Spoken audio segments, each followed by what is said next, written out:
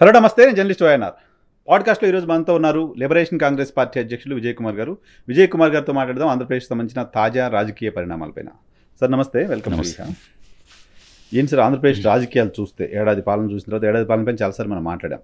చూసిన తర్వాత ఆంధ్రప్రదేశ్ వైపు పెట్టుబడులు ఆకర్షించేలా, ఆంధ్రప్రదేశ్ వైపు కొత్తగా ఎవరైనా అక్కడికి వచ్చి కంపెనీలు పెట్టేలా పాలన ఉందా అంటే ఏం చెప్తారు? ఫస్ట్ వర్డ్ అంటే వీళ్ళకి స్టేట్మెంట్స్ ఎక్కువ, ఏమీ లేకపోయినా అంతా ఇంత అని అంటే ఓదరగొట్టే టైప్ ఆఫ్ స్టేట్మెంట్స్ ఏమో ఎక్కువ, ఆచరణ ఏమో తక్కువ. సో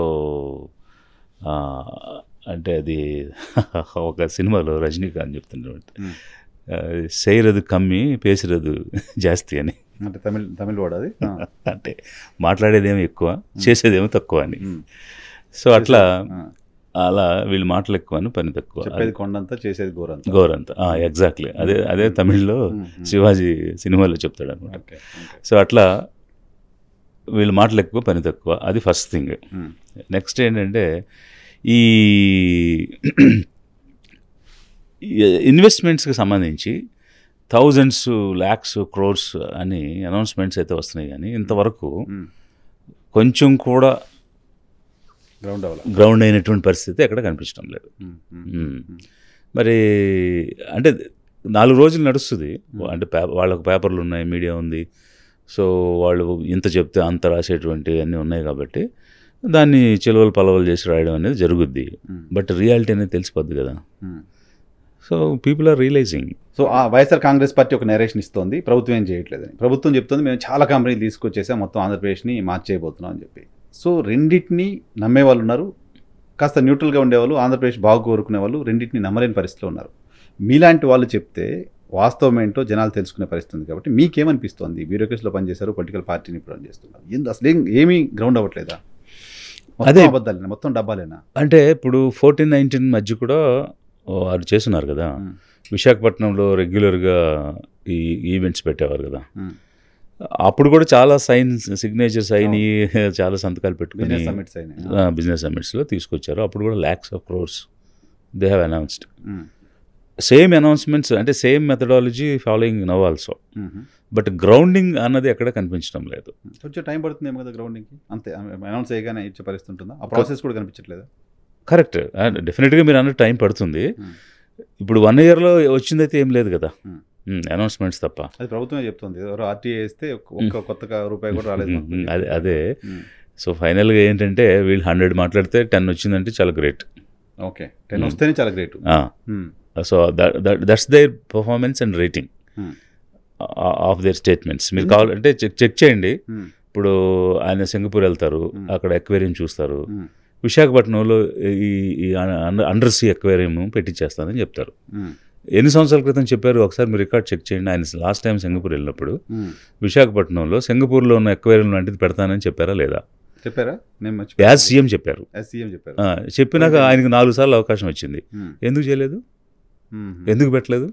విశాఖపట్నంలో సింగపూర్లో ఉన్న మెథడాలజీ ప్రకారం అంటే అలా ఆ సిస్టంలో ఆయన చూసింది చేస్తానని అక్కడి నుంచి స్టేట్మెంట్ ఇచ్చారు. ఇప్పుడు ఇప్పటివరకు ఎందుకు చేయలేదు? 4 సార్లు సీఎం అయ్యారు కదా. దాన్ని ఎవరు ఆపడానికి కూడా ఉండదు కదా. అసలు నోబడి ఆబ్జెక్ట్స్. అది పబ్లిక్ కోసం అతను స్వయంగా ఇచ్చినటువంటి స్టేట్మెంట్ హామీ అది. నేను చేస్తానని చెప్పారు. అలా అనేకంగా చెప్పారు. చైనా వెళ్ళినప్పుడు అక్కడ ఏం చూస్తే అది నేను హైదరాబాద్లో చేస్తాను, లేకపోతే విశాఖపట్నం, విజయవాడలో చేస్తానని చెప్తారు. అలా ఎందుకు ఇలా జనాల్ని తప్పుదోవ పట్టించడం, మాయ మాటలు చెప్పడం? ఆయన తనను నేను ఒక విజనరీని, విజన్ చేయగలుగుతాను, 20 ఏళ్ళు 30 ఏళ్ళ తర్వాత ఏం జరుగుతుందో నేను చూడగలుగుతాను. సో అలా చూసి చెప్పి ఇప్పుడు క్వాంటమ్ వ్యాలీ గురించి మాట్లాడుతున్నారు. ఏఐసిటీ అమరావతి అంటే ఏఐ అని చెప్తున్నారు. సో ఇవన్నీ కూడా ఫ్యూచర్లో కార్యరూపం దాల్చే పరిస్థితి లేదా? అంటే ఆయన చేసేది ఏంటంటే రియల్ ఎస్టేట్ సిటీలు చేస్తారు. సో ఇప్పుడు ఒక ఫారిన్ గర్ల్ స్టడీ చేశారు కదా అప్పుడు హైటెక్ సిటీ గురించి. She gave a report, thesis ఇచ్చింది కదా. ముందుగానే భూములు తీసుకుని ఆ భూముల్ని తీసుకున్న దగ్గర ప్రకటించి అక్కడ వాళ్ళ కమ్యూనిటీ వాళ్ళు 1000 కోట్లు సంపాదించుకునే అవకాశం కల్పించారు అనేది చెప్పింది కదా. సిమిలర్ రెప్లికేషన్ చేద్దాం అమరావతిలో కూడా అని అనుకున్నారు. హైదరాబాద్ ఏంటంటే డెవలప్డ్ సిటీ కదా. సో దాని పెరిఫెరీలో ఏదైనా డెవలప్మెంట్ ఉంటే క్యాచప్ అవడం ఫాస్ట్గా ఉంటుంది. బట్ వేరే అమరావతి అనేది అసలు there is no city at all. So scratch నుంచి బిల్డ్ చేయాలి. అది టేక్ ఆఫ్ అయ్యి వాళ్ళు ఎక్స్పెక్ట్ చేసినట్టు హైటెక్ సిటీలో హండ్రెడ్స్ ఆఫ్ క్రోర్స్ సంపాదించినట్టు ఇక్కడ సంపాదించేద్దాం అనుకుని ఒక రియల్ ఎస్టేట్ యాక్టివిటీ చేస్తే అవ్వదు కదా. కానీ అమరావతి గురించి వ్యతిరేకంగా మాట్లాడడానికి, వ్యతిరేకంగా వదిలేసేయండి, కనీసం అమరావతిలో ఏం జరుగుతుందనేది డిస్కస్ చేస్తే కూడా ఒక విలన్లుగా చూసే పరిస్థితి ఆంధ్రప్రదేశ్ రాష్ట్రంలో ఒక సెక్షన్ ఆఫ్ మీడియా కావచ్చు, ప్రభుత్వం కావచ్చు చేస్తుంది. ఇప్పుడు అమరావతిని పర్సే ఎందుకు వ్యతిరేకిస్తారండి? Any state needs a capital. So as far as capital is concerned, nobody says no. Only the way they are taking up, the way they are moving forward, ఆ means of activity ఉంది చూసారా, execution, అది problem. ఇప్పుడు గాంధీనగర్ కట్టారు, అన్ని వేల ఎకరాలు లేవు. న్యూ రాయ్పూర్ కట్టారు, అన్ని వేల ఎకరాలు లేవు. ఈవెన్ ఎర్లియర్గా కట్టిన భువనేశ్వర్ కానీ చండీగఢ్ కానీ అవేం లేవు కదా. సో ఒక సిటీ నిర్మాణానికి అవసరమైనంత వాళ్ళు ఒక రైల్వే స్టేషన్ కావాలంటారు. సో ఇప్పుడు అంత హాస్యాస్పదంగా అంత ఏజ్ అండ్ ఎక్స్పీరియన్స్ ఉన్న పర్సన్స్ మాట్లాడుతుంటే ఎందుకు అర్థం కావట్లేదు సార్ ఆయనకి. మీరు ఆయనతో కూడా కలిసి పనిచేశారు. నేను మొన్న వడ్డే శోభనాథేశ్వర గారు వచ్చారు. 13 ఎకరాల్లో విజయవాడ రైల్వే స్టేషన్ ఉంది నరసింహారావు, 1500 ఎకరాల్లో నేను అమరావతిలో రైల్వే స్టేషన్ కడతా అంటున్నారు ఆయన. ఏం చెప్పాలి, పిచ్చి పట్టింది ఆయనకి అని చెప్తున్నారు. సో ఆయన మంత్రులకు సహచరుడిగా పనిచేశారు, మీరు ఆయనతో పాటు బ్యూరోక్రసీలో పనిచేశారు. ఏం ఆలోచిస్తారు ఆయన, ఎందుకు ఆలోచించలేకపోతున్నారు? ప్రాక్టికల్గా గ్రౌండ్ లెవెల్లో ఏముంది అనేది ఎందుకు ఆలోచించలేకపోతున్నారు? యాక్చువల్గా ఈ విజయవాడ రైల్వే స్టేషన్లో ఉన్నటువంటి ల్యాండ్, అంటే నేను అక్కడ ఇప్పుడు ప్రజెంట్ సిఆర్డిఏ, పాతది విజిటిఎంయుడి అని ఉండేది, దానికి నేను వైస్ చైర్మన్గా వర్క్ చేశాను. ఆ టైంలో ఐ ప్రపోజ్డ్ గూడ్స్, అంటే ఎట్లా అంటే అది మనము రోడ్ ట్రాఫిక్లో అయితే కనుక ఒక ట్రాన్సిట్ పాయింట్ అని గొల్లపూడి దగ్గర ఒకటి ప్రపోజ్ చేసాం. అంటే అక్కడికి వచ్చి అన్లోడింగ్ లోడింగ్ జరుగుతాయి. అంటే ఫార్ అవే ప్లేసెస్ నుంచి కమోడిటీస్ వస్తాయి, వచ్చిన తర్వాత అక్కడ రీడిస్ట్రిబ్యూషన్ జరుగుతుంది. ఒక హబ్ లాగా ఉంటుంది విజయవాడని, అదొకటి ప్రపోజ్ చేసి సిమిలర్ హబ్, రైల్వే హబ్ మన రైల్వేస్లో కూడా చేయొచ్చు. విజయవాడ గుణదల మధ్య ఉన్న రైల్వే లైన్ తీసుకుని గుణదల స్టేషన్లో ఒక హబ్ క్రియేట్ చేయొచ్చు అని నేను ప్రపోజ్ చేశాను. అంటే with existing land, existing railway stations. ఎందుకంటే Vijayawada is the one of the largest junctions in the country and it's ఏమనొచ్చు gateway for South India. Karnataka కానీ, కేరళ కానీ, తమిళనాడు కానీ, పాండిచ్చేరి కానీ ఎక్కడికి వెళ్ళాలన్నా కూడా నార్త్ సౌత్కి మధ్యలో గేట్వే లాగా ఉంటుంది. అట్లాంటి ఫెసిలిటీ ఉండి అక్కడ ఒక రైల్వే హబ్ని మనం క్రియేట్ చేసి ఆ వేగన్స్లో వచ్చేటువంటి సరుకుని రీడిస్ట్రిబ్యూట్ చేసుకోవచ్చు, అక్కడ తీసుకురావచ్చు. అంటే ఇన్లాండ్ పోర్ట్ లాంటిది అనొచ్చు మనం. రైల్వే పోర్ట్ ఒకటే ప్రపోజ్ చేసాం. దానికి అసలు ఒక ఎకరం కూడా అడిషనల్గా మేము ఉన్నది, సఫిషియెంట్ ల్యాండ్ ఉంది. అంత పెద్ద ప్రాజెక్ట్ చేయడానికే ఉన్న ల్యాండ్ సఫిషియెంట్గా సరిపోద్ది అన్న దానికి 1500 ఎకరాలు తీసుకుని ఈ రైల్వే స్టేషన్లో ఏం చేస్తారు? పోర్ట్కెళ్ళి సరిపోయే ల్యాండ్ ఉంది రెడీ, స్టేషన్ కోసం 1500 ఎకరాలు. అది ఇట్లా అంటే ఆయన మరి తెలిసి మాట్లాడతారా, తెలియక మాట్లాడతారా అంటే ఒక హైప్తో మాట్లాడి జనాల్లో క్రియేట్ చేస్తే చాలా గొప్ప, అంటే అదొక విజన్ అనుకుంటారనే ఒక ఫాల్స్ నోషన్లో ఉంటారేమో అనిపిస్తూ ఉంటుంది. ఇప్పుడు అదే సమయంలో నేను కాంట్రా కూడా చెప్తాను. 10,000 నెలకు ఆదాయం వచ్చే విధంగా పేదవాళ్ళ కోసం పనిచేస్తామని అప్పుడు చెప్పారు. అంటే నేను సర్వీస్లో ఉన్నప్పుడు, ఇప్పుడు 14. సో 10,000 ఆదాయం రావాలంటే ఎంత ఇన్వెస్ట్ చేస్తే నెలకు 10,000 ఆదాయం వస్తుంది? కనీసం ఒక 20 lakhs కమ్సే కమ్.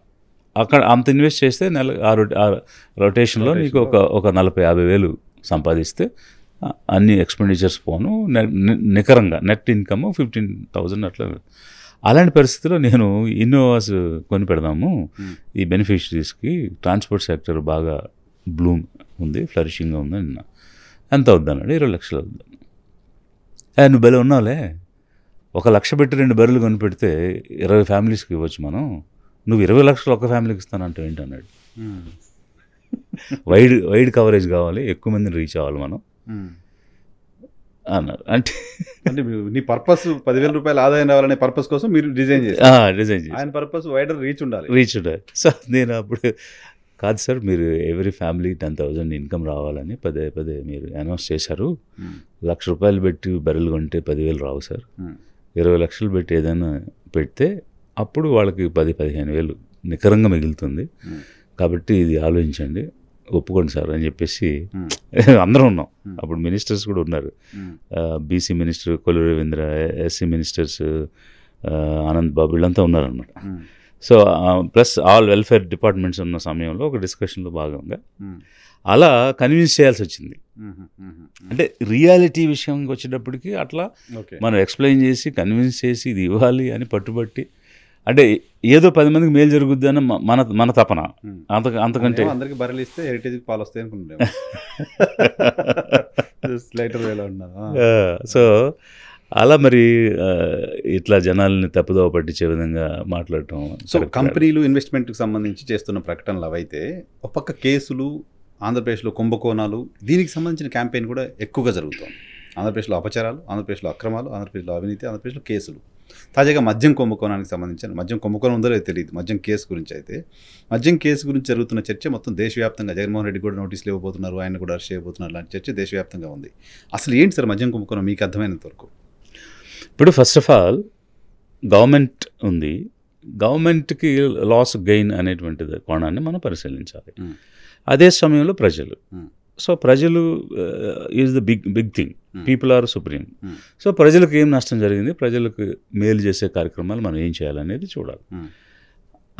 అలాంటి సందర్భంలో ఈ పర్టికులర్ యాక్టివిటీలో ఎక్కడా కూడా డాక్యుమెంటరీ ఎవిడెన్స్, ఎక్కడైనా డబ్బు వెళ్ళిందని కానీ వచ్చిందని కానీ, లేకపోతే కిక్ బ్యాక్స్ అందాయని కానీ, క్విడ్ ప్రోకో జరిగిందని కానీ, అట్లాంటి సిచ్యువేషన్స్ డాక్యుమెంటేషన్ ఎక్కడ కనిపించడం లేదు. సార్ మీ అబ్జర్వేషన్ ప్రకారం మొత్తం ఈ మద్యానికి సంబంధించిన అంశంలో బ్యూరోక్రసీ పాత్ర ఏం లేదా? పాలసీ మేకింగ్లో పాలసీ మార్చారు, పాలసీ మార్చడం ద్వారా డబ్బులు సంపాదించారు, అవినీతికి పాల్పడ్డారు అన్నారు. పాలసీ మేకింగ్లో పార్టిసిపేట్ చేసిన అధికారుల పాత్ర ఏంటి, మంత్రి పాత్ర ఏంటి, మంత్రిమండలి పాత్ర ఏంటి? ఎగ్జాక్ట్లీ. సో ఇప్పుడు పాలసీని చేంజ్ చేసినప్పుడు పాలసీ చేంజ్ చేయడానికి గల కారణాలు ఏంటి?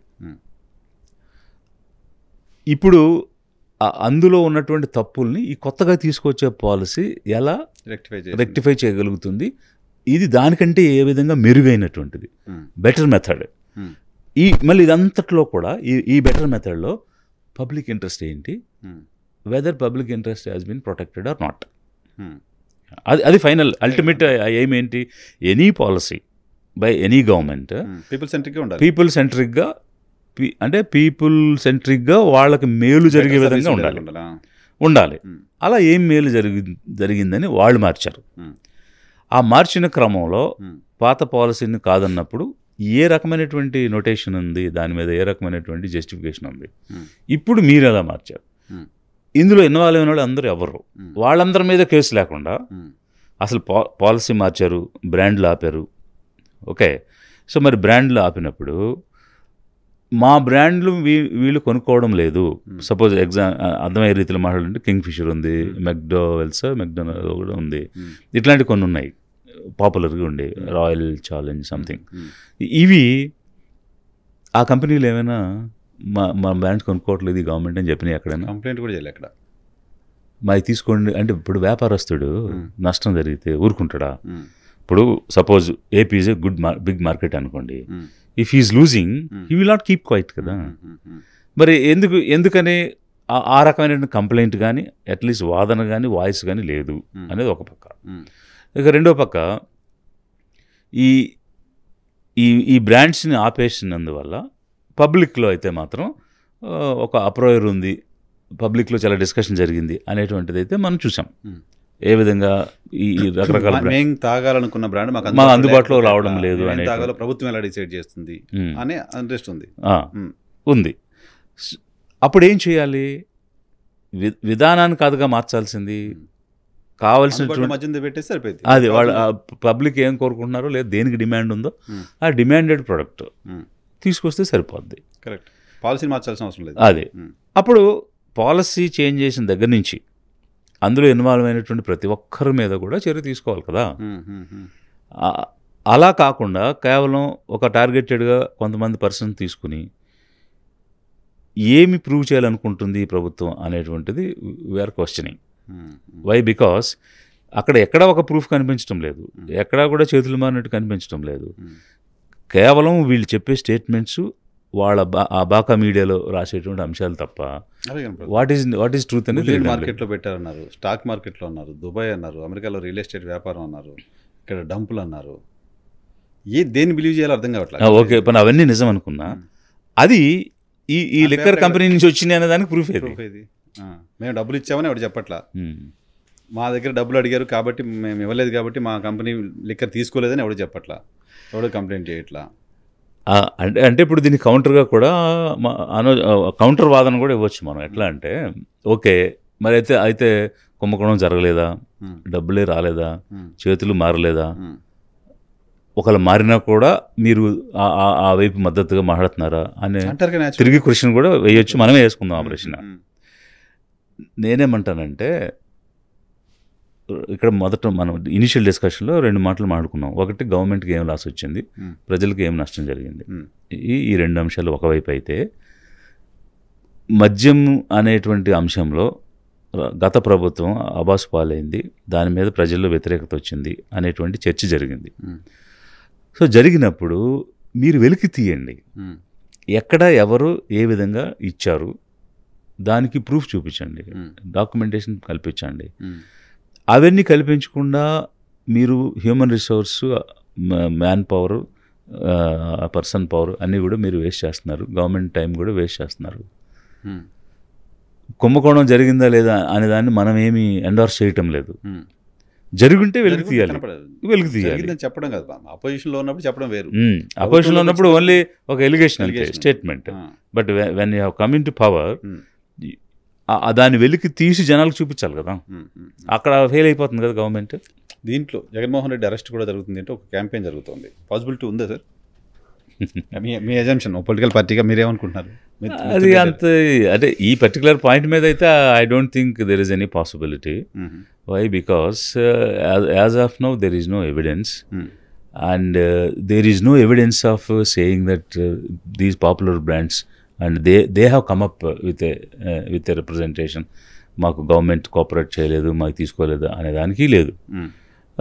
This much we have paid, this much have been demanded అని చెప్పడానికి ఎవిడెన్స్ లేదు. ఒకవేళ మధ్యలో ఎవరైతే వీళ్ళు లిస్ట్ అవుట్ చేసిన వాళ్ళందరూ ఒకవేళ వాళ్ళు అన్నట్టు తీసుకుని ఉంటే, మేము వాళ్ళు తీసుకుని పర్టికులర్గా నేను సీఎంకి ఇచ్చాను, చారు వేశాను అని చెప్పడానికి కూడా ఆధారాలు ఏమీ ఉండవు.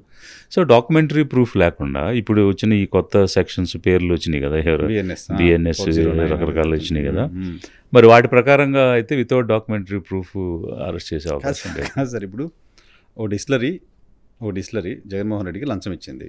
ఓ డిస్టిలరీ మా బ్రాండ్ అమ్ము అని ఒక 10,000 రూపాయలు లంచం ఇచ్చారనుకుందాం. ఆ లంచం ఆ డిస్టిలరీ వైట్ మనీలో ఇవ్వదు కదా, బ్లాక్లో ఇస్తుంది కదా. వాళ్ళు ఎవరైనా వచ్చి మేము జగన్మోహన్ రెడ్డికి లంచం ఇచ్చామని చెప్తారా? చెప్తే ఆ డబ్బులు ఎక్కడి నుంచి తెచ్చారో కూడా చెప్పాలి కదా. పాసిబిలిటీ ఉంటుందా అంటే ఎస్టాబ్లిష్ చేయడానికి పాసిబిలిటీ ఉంటుందా అని.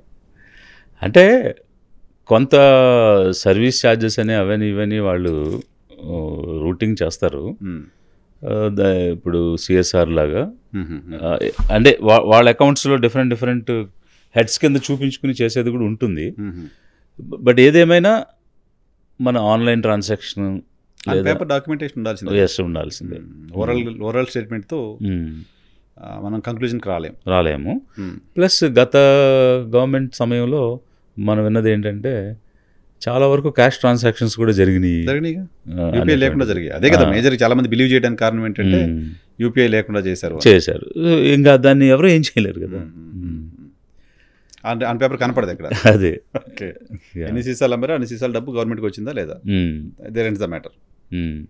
అంటే ఇప్పుడు మీరు సప్లైలో కూడా పేపర్ మీద లేకపోతే ఇంకా యూ కాంట్ అసెస్.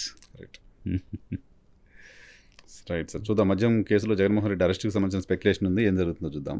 దాంతోపాటు ఇటీవల కాలంలో ఆంధ్రప్రదేశ్కి సంబంధించి లా అండ్ ఆర్డర్ ఇష్యూకి సంబంధించి మహిళలపైన దాడులు, దళితులపైన దాడులకు సంబంధించిన చాలా ఇన్సిడెంట్స్ని వరుసగా చూస్తూ ఉన్నాం. సో చంద్రబాబు నాయుడు గారు హామీలు ఇచ్చి మోసం చేస్తారు లాంటి, లేకపోతే హామీలు అమలు చేయలేదు లాంటి ఇంప్రెషన్ మాలాంటి వాళ్ళని అలిగేషన్ చేయడం కాకపోయినా 14 years ఆయన సీఎంగా ఉన్నప్పుడు కొన్ని హామీలు అమలు చేయలేకపోవడం అనేది చూసాం. మొన్నటి ఎలక్షన్లో వాటన్నిటికీ నాది గ్యారంటీ అని పవన్ కళ్యాణ్ గారు చెప్పారు. దళితులపైన దాడులైనా, హామీలు అమలైనా ఏదైనా నేను గ్యారంటీ ఇస్తున్నాను అని చెప్పారు. సో ఇప్పుడు 7 గుర్రాలపల్లి అని బహుశా మీకు ఇన్సిడెంట్ తెలిసిందో లేదో, అనంతపురం జిల్లాలో ఒక అమ్మాయి పైన 14 మంది తెలుగుదేశం పార్టీ సానుభూతి పరులు అత్యాచారం చేశారు. అమ్మాయి ప్రెగ్నెంట్, అమ్మాయి బేబీకి జన్మనిచ్చింది. ఒక్కరు కూడా ప్రభుత్వం వైపు నుంచి అక్కడికి వెళ్ళి సాంత్వన ఇవ్వడమో లేకపోతే మేము ఉన్నాం, మేము ధైర్యం, మేము ఆదుకుంటాం మిమ్మల్ని చెప్పే ప్రయత్నం కూడా చేయకపోతుంటే పవన్ కళ్యాణ్ గారు ఎందుకు మాట్లాడలేదు అనుకున్నారు కనీసం? అదే మీలాంటి వాళ్ళు ఎవరైనా వెళ్తా అంటే కూడా పోలీసు అలౌ చేయట్లేదు అక్కడికి వెళ్ళి. అదే అంటే ఇప్పుడు ఈ విషయంలో ఒకవైపు బాధ, ఇంకోవైపు ఆవేదన రెండు అంటే కోపం వస్తూ ఉన్నాయి. నేను పాదయాత్ర చేశాను, మీకు ఐడియా ఉంది కదా. సో తడ నుంచి వస్తున్న సమయంలో తిట్టు దగ్గర నుంచి రామాయపట్నం వెళ్తాం. అక్కడ రైల్వే ట్రాక్ దాటిన తర్వాత ఒక యానాది కాలనీ ఉంది, చాలా ఇంచుమించు 600 ఇళ్ళు ఉంది, పెద్ద కాలనీ.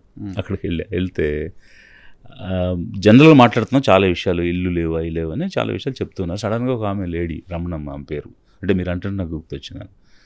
ఆమె లేచి, సార్ మేము మనుషులు అనుకుంటున్నారా, అడవిలో పశువులు అనుకుంటున్నారా? మమ్మల్ని మనుషుల్లాగా చూస్తుందా ఈ ప్రభుత్వం? ఇలాంటి మనుషులు ఉన్నారన్న విషయం ఈ ప్రభుత్వాలకు గుర్తుంటుందా? మేము కూడా సమాజంలో మీలాగా పుట్టి పెరిగిన మనుషులు అనే భావన మీకుందా అని సడన్గా అడిగింది ఆవిడ. అంత ఆవేదన ఎందుకు వచ్చింది?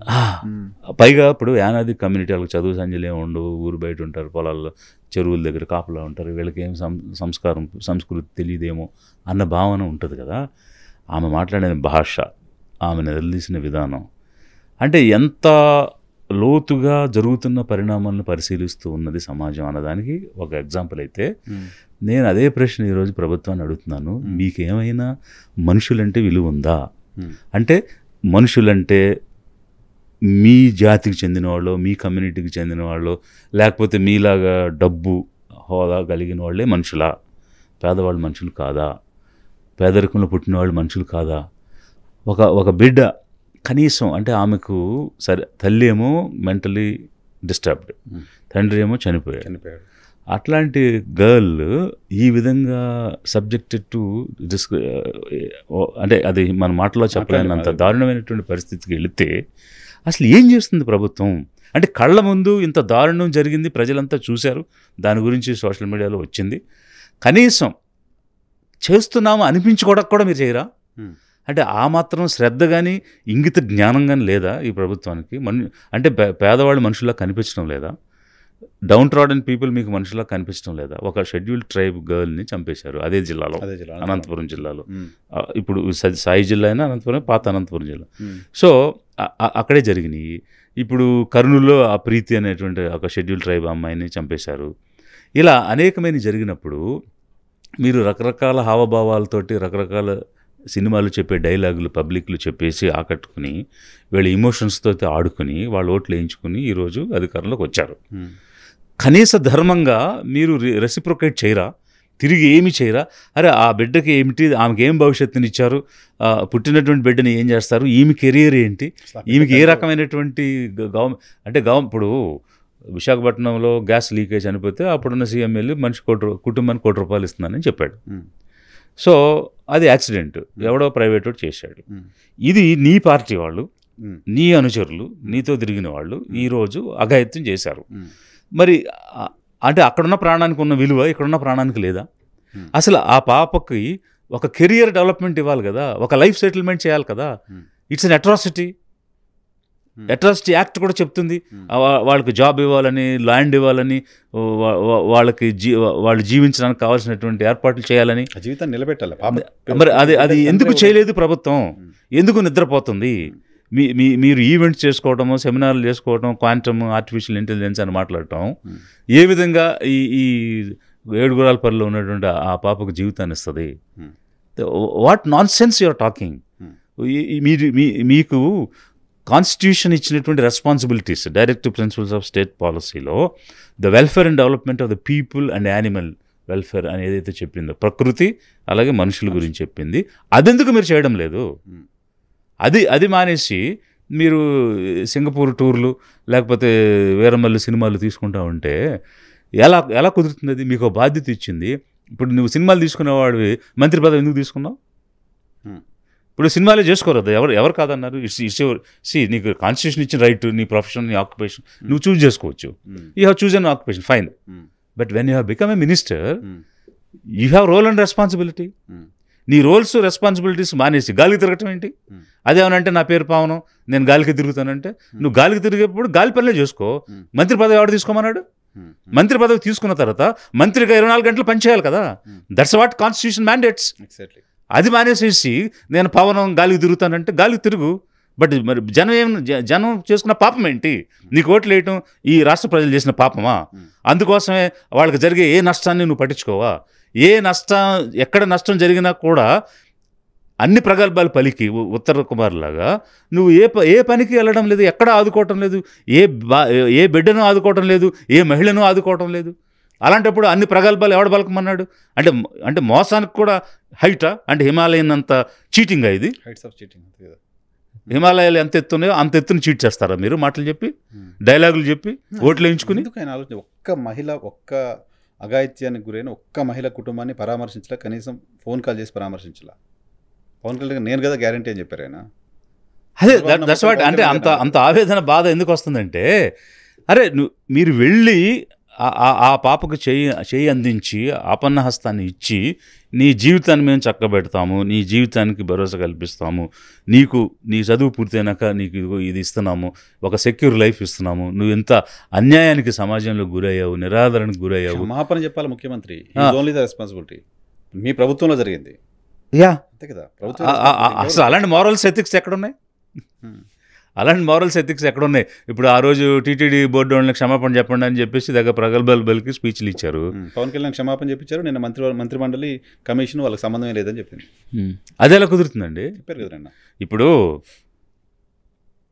తొక్కిసలాట్లో చనిపోయారు, అంతవరకు ఉన్న విధానం ఏమిటి?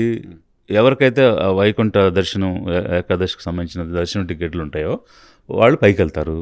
పైకి వెళ్ళిన తర్వాత ద్వార దర్శనం చూపిస్తారు. ఇప్పుడున్న బోర్డు డెసిషన్ మార్చి ముందు అందరూ కిందే ఉండాలి, ఎవరికైతే మేము పర్మిషన్ ఇస్తాం వాళ్ళు మాత్రమే పైకి రావాలి, అందరూ పైకి వచ్చేయడం కాదని. టికెట్లు అయిపోయినా పైకి వెళ్ళేవాళ్ళు సార్. పైన టికెట్ తీసుకుని ఉండాలి. టికెట్ ఉంటే మాత్రమే పైకి వెళ్ళాలి. అదే ఎగ్జాక్ట్లీ నేను చెప్పడంలో చిన్న తేడా. అంటే ఎవరైనా వెళ్ళి అక్కడ ఉన్న వాళ్ళు తీసుకునేవాళ్ళు. ఇక్కడ ఏంటంటే టికెట్ ఉన్న వాళ్ళు మాత్రమే మేము అలౌ చేస్తాం, మిగిలిన వాళ్ళందరూ కిందే ఉండండి అని చెప్పి డెసిషన్ మార్చారు. సో పాలసీ నిర్ణయం తీసుకున్న వాళ్ళ దగ్గర నుంచి ఉంటుంది కదా. పైన ఉన్నటువంటి వాళ్ళందరూనేమో క్లీను, కింద రమణారెడ్డి, గౌతమి రెడ్డి అంటే అందులో కూడా కమ్యూనిటీ డిస్క్రిమినేషన్ క్లియర్ కనిపిస్తుంది. అంటే ఒక ఎంక్వైరీ రిపోర్ట్లో కూడా కుల ప్రాతిపదిక మీద వాళ్ళని బాధ్యులు చేస్తారా? దేవుడికి సంబంధించిన ఇష్యూలో గౌతమి, రమణారెడ్డి అన్న వాళ్ళు రెడ్డిస్ కాబట్టి వాళ్ళ మీద తోసేశారు, మిగిలిన వాళ్ళు వేరే కమ్యూనిటీ కాబట్టి వాళ్ళని పక్క పెట్టేశారు. అసలు టీటీడీ బోర్డు చైర్మన్ మీద ఎందుకు చర్యలు లేవు? ఆ బోర్డు సభ్యుల మీద ఎందుకు చర్యలు లేవు? ఆ విధాన నిర్ణయం తీసుకున్నందుకు ఆ బోర్డుని ఎందుకు సాక్ చేయలేదు? ఆ బోర్డు సభ్యులందరినీ రిజైన్ చేసి పొమ్మని చెప్పాలి కదా. ఈ బోర్డుని ఇదే డిప్యూటీ సీఎం ఆ బోర్డు తప్పు అని చెప్పారు. ఆయన బోర్డు క్షమాపణ చెప్పాలని కోరారు, ఆయన క్షమాపణ చెప్పించాడు. బట్ వీళ్ళు మాత్రం రిలాక్సేషన్ ఇచ్చారు. సో అంటే ఊరికే నేమ్స్ ఎక్కువ ఒక కమిషన్ వేయడం, ఆ కమిషన్ వీళ్ళు చెప్పిన ప్రకారంగా రిపోర్ట్లు ఇవ్వడం, వీళ్ళు చెప్పిన వాళ్ళని మాత్రమే బాధ్యులను చేయడం. డౌన్ ది లైన్ అందరిది బాధ్యతే కదా.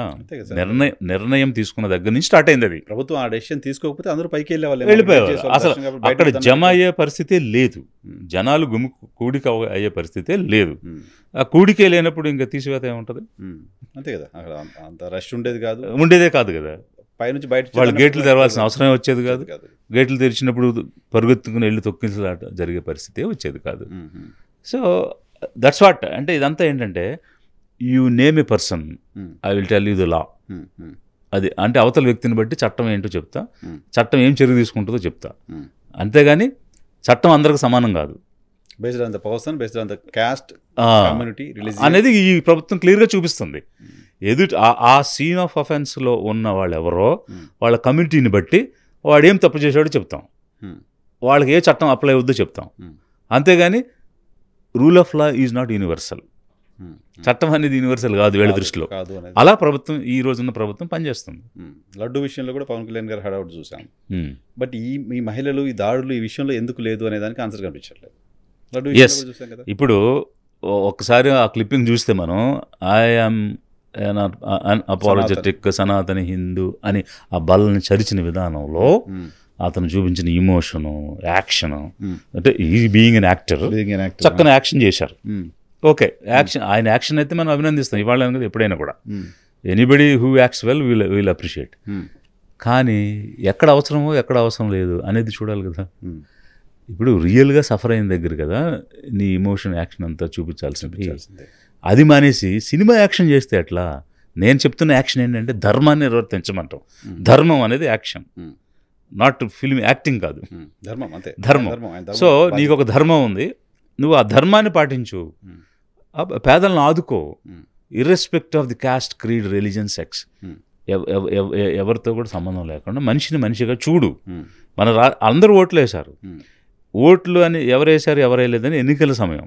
ఒకసారి ఎన్నిక అయిపోయి గవర్నమెంట్ ఏర్పడిన తర్వాత 5 కోట్ల మంది నీ ప్రజలే, అంతే కదా, అందరికీ నువ్వు బాస్. సో 5 కోట్ల మందిలో ఎవరికి ఏ రకమైనటువంటి సమస్య క్రియేట్ అయినా, అది గవర్నమెంట్ క్రియేట్ చేసిన సమస్య అయినా, పబ్లిక్ మధ్యలో వచ్చిందైనా, దేన్నైనా పరిష్కరించాల్సిన బాధ్యత నీకుంది. అది నీకు రాజ్యాంగం ఇచ్చిన బాధ్యత. అది మానేసి ఈ అరుపులు కేకలు మాత్రమే ఏమైనా బోవు పెడతాయా, తిండి పెడతాయా, లేకపోతే వైషమ్యాలు, విద్వేషాలు రెచ్చగొట్టి ఉన్న సమాజాన్ని నిలువుగా చీలిస్తే ఎంతకాలం నీ పబ్బం గడుపుకుంటావు? ఎంతకాలం ఇలాంటి వైషమ్యాలు రెచ్చగొట్టి ఒకసారి ఓట్లు వేయించుకుంటావు, 2 సార్లు ఓట్లు వేయించు, తర్వాత జనం తెలుసుకుంటారు కదా యూఆర్ చీటింగ్ అని. So that's how. అంటే ఇప్పుడు రిలీజియస్గా విడదీయటం, కమ్యూనల్గా విడదీయటం, ఇదేం రకం? ఇప్పుడు బ్రిటిష్ వాళ్ళు కూడా చేయలేదు అట్లా. అంటే ఈ దేశాన్ని పాలించి దోచుకుని వెళ్ళిపోదాం అనే ఆలోచనతో వచ్చిన వాళ్ళు కూడా ఇలా వర్గ వైషమ్యాలు సృష్టించి విద్వేషాలు రగిల్చి పబ్బం గడుపుకుందామని ప్రయత్నం చేయలేదు. మీరు చేస్తున్నారు. వాడు చేసినా తప్పలేదు, మనం చేస్తే దుర్మార్గం కదా. అదే వాడే చేయలేదు, అలాంటి పరాయివాడే చేయలేదు. మీరేంటి ఇలా చేస్తున్నారు? కనీసం అంటే మినిమంగా ఒక ఎథిక్స్ కానీ మోరల్స్ కానీ లేవా? అంటే మీ అవసరం కోసం దేన్నైనా ఎలాగైనా వాడేసుకుంటారా? ఆ రోజు సుగాల ప్రీతి అని ఊగి ఊగి ఊగి మాట్లాడి ఈరోజు అంతకంటే దారుణమైన అన్యాయం జరిగితే కనీసం మనిషిగా కూడా మీకు స్పందన లేదా? మీకు హృదయం లేదా? ఆ బిడ్డను చూస్తూ ఉంటే మీకు బాధ అనిపించడం లేదా? అధికారంలో ఉండి అవకాశం ఉండి చేయగలిగి ఎవరు ఆపుతున్నారు నిన్ను? ఎందుకు నువ్వు చేయలేకపోతున్నావు? ఇది ప్రభుత్వాన్ని నేరుగా మీ ద్వారా ప్రశ్నిస్తా ఉన్నాను. సరే, ఇంతకుముందు మీరు చెప్పారు ఒక పాయింట్, ఆయన మంత్రిగా ఉండి సినిమాలు ఎలా చేసుకుంటారు అని. చేసుకోకూడదు, ఆ రూల్ ఉందా? ఆయన జీతం తీసుకుంటారు కాబట్టి ఆయన కూడా 24 రోజులు, మేము నెలలో 4 ఆదివారాలు మినహా పనిచేయాలి, 26 రోజులు. ఆయన కూడా అట్లే పనిచేయాల్సిందేనా? వెళ్ళడానికి లేదా? As per rule, as per law, constitution. అంటే ఇప్పుడు ఎగ్జిక్యూటివ్, లెజిస్లేచర్, జ్యుడిషియరీ 3 అంగాలు ఉన్నాయి. ఎవరికి సంబంధించిన బాధ్యతలు వాళ్ళకు ఉన్నాయి. అయితే ఎగ్జిక్యూటివ్గా మారడానికి ప్రీ క్వాలిఫికేషన్ లెజిస్లేచర్. అంటే లెజిస్లేచర్ అంటే ఈ should be MLA, MLC or MP, Lok Sabha, Rajya Sabha, parliament కూడా మనం లెజిస్లేచర్ అంటాం. సో అందులో ముందు సభ్యుడైతే అప్పుడు he can become an executive. That means what? Minister, prime minister, chief minister, what ever it is. అది ఒక బాధ్యత కలిగినటువంటి, అంటే the oath you take as an MLA or MP is different, the oath you perform administer as a minister is different. So that ఆ ఓత్లోనే తేడా ఉంది. నువ్వు చేసినటువంటి ఓత్, దాన్ని వాగ్దానం, తెలుగు వాగ్దానం ఏదైతే ఉందో అదేమిటి, నువ్వు చేస్తున్న పని ఏంటి? ప్రమాణ స్వీకారం. సో నువ్వు చేసిన ప్రమాణం ఏంటి, చేస్తున్న పని ఏంటి? అంతఃకరణ శుద్ధి లేదా నీకు? నీకేం ఆత్మావలోకనం చేసుకోరా, ఇంట్రాస్పెక్షన్ చేసుకోరా? ఇప్పుడు మనకు బ్రెయిన్లో లెఫ్ట్ సైడ్, రైట్ సైడ్ ఉంటాయి కదా. మనం ఏదైనా పని చేస్తున్నప్పుడు ఒకవైపు అది తప్పు కదా, చేయొద్దు అని మన బ్రెయినే మనకు చెప్తూ ఉంటుంది. రెండో పక్క మనం ఏం చెప్తాము, ఇది చిన్న విషయం ఏం కాదులే అని మనమే ఆన్సర్ చెప్పుకుంటాం. చేయాలనుకుంటే అవునను కరెక్టే, చేయకూడదు అమ్మ ఇది వద్దులే అని మనమే నిర్ణయం తీసుకుంటాం. అలా ప్రతి అంశం మీద మనిషికి ఆ విజ్ఞత ఇచ్చింది మన బ్రెయిన్. మరి నువ్వు పదవి తీసుకున్నాక నీ విజ్ఞత ఏమైపోయింది? ఇప్పుడు ఇదంటే నీకు వ్యక్తిగతంగా నీ బ్రెయిన్ చెప్పట్లేదు అనుకుందాం, లేదా నీ బ్రెయిన్ చెప్పినా నువ్వు పట్టించుకోవట్లేదు, నేను ఏ తప్పైనా చేస్తాను అని నిర్ణయించుకుని వచ్చావు అనుకుందాం. బట్ రూల్స్ చెప్తున్నాయిగా, కాన్స్టిట్యూషన్ చెప్తుందిగా, చట్టం ప్రకారం రూల్ ప్రకారం పోవాలని బ్లాక్ అండ్ వైట్లో ఉందిగా. దాన్ని కూడా అతిక్రమించి మీరు ఎలా పనిచేస్తారు? చంద్రబాబు నాయుడు గారు పర్మిషన్ ఇచ్చారంట ఆయనకి. ట్వీట్లో ఆయన ఎవరు పర్మిషన్ ఇవ్వడానికి? పర్మిషన్ ఇవ్వడానికి ఒక పద్ధతి ఉంది. ఇప్పుడు మీరు నాకు పర్మిట్ చేయలేరు, నేను మీకు పర్మిట్ చేయలేను. అంటే ఆయన సీఎం కదా, పర్మిషన్ ఎందుకు ఇవ్వకూడదు అని అంటే దానికి ఒక పద్ధతి ఉంది. వెళ్ళండి మీరు హ్యాపీగా అని బై చెప్పడానికి ఆయనకి ఏం అధికారం లేదు. ఇవ్వడానికి పర్మిషన్ ఇవ్వడానికి అవకాశం ఉంది, దానికి ఒక పద్ధతి ఉంది. ఆ పద్ధతి కూడా ఫాలో అవ్వాలా. సినిమా షూటింగ్ ఇంకా ఆయన సినిమా పార్ట్ 2 కూడా అనౌన్స్ చేశారంట. హరిహర వీరమల్లు పార్ట్ 2 కూడా చేస్తాను ఇప్పుడు ఇమీడియట్గా చూడాలి ఏం చేస్తారు. Right, thank you very much Vijay Kumar గారు మాకు సమయం కేటాయించడానికి. ఇది విజయ్ కుమార్ గారితో స్పెషల్ పాడ్కాస్ట్ చూస్తున్నామండి.